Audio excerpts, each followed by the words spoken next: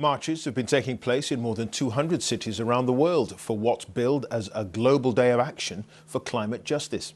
Tens of thousands of people have taken to the streets of Glasgow as part of the event, where the COP26 climate talks are ongoing. With more, here's our Scotland correspondent, Lorna Gordon. Even the driving rain and wind couldn't keep them away. This, the biggest protest march through Glasgow during COP. The city's streets full. Some had travelled just a short distance to get here, others from the sharp end of the changing climate.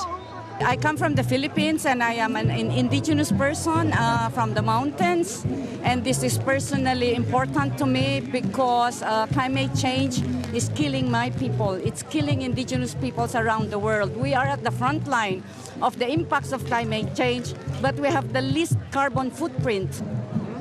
If the climate summit has so far focused on the decisions made by world leaders and their teams gathered here in Glasgow, today is about the people, the thousands gathered calling for change.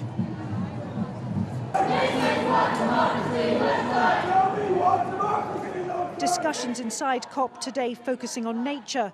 Tough topics, including the timetable for reviewing emissions cuts, raising finance for the poorest countries, and the rules for checking that countries and companies keep their promises, still lie ahead.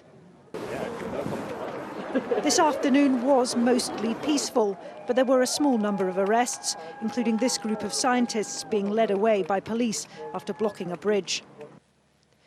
Organisers of today's event say there were over 300 climate demonstrations worldwide, from the streets of London to here in Amsterdam to Sydney in Australia. And people from around the world taking to the stage in Glasgow, calling for action from those in charge. I don't have many expectations for the official COP conference, but hopefully all this, people get together, will put some pressure on the decision makers.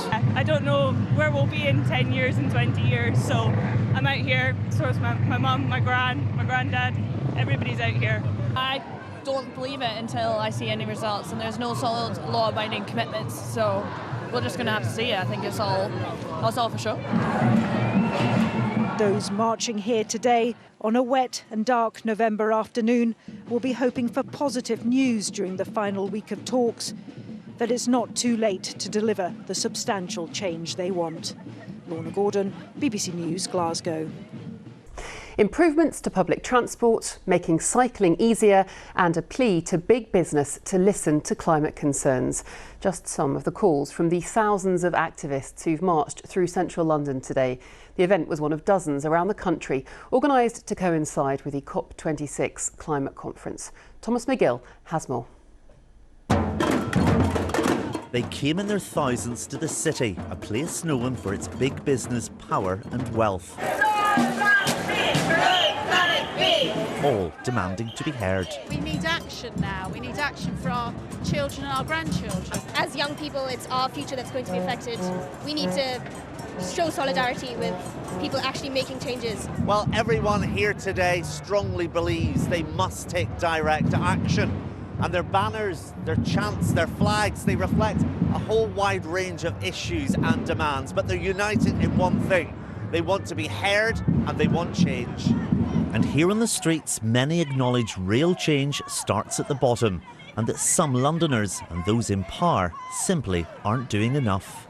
It's important for all Londoners to rally together, but the power, the money, the influence sits very squarely on the shoulders of lots and lots of the people around this area, and they need to, be role models for everyone else, and they need to make those changes that are actually really, really vital for everyone. In the southeast, it's quite a sort of affluent part of the UK. It is easy to choose sort of transport and public transport systems, but I know that's not necessarily true across other areas of the UK. So I think looking in London, they're doing enough, but that doesn't mean that they shouldn't go and do more in other areas. The Mayor Sadiq Khan says he's doing his bit to help London become net zero by 2030. Last month he introduced the ultra-low emission zone, and low traffic neighbourhoods have been around since the start of the pandemic. Both are popular with some here, but others are doing even more.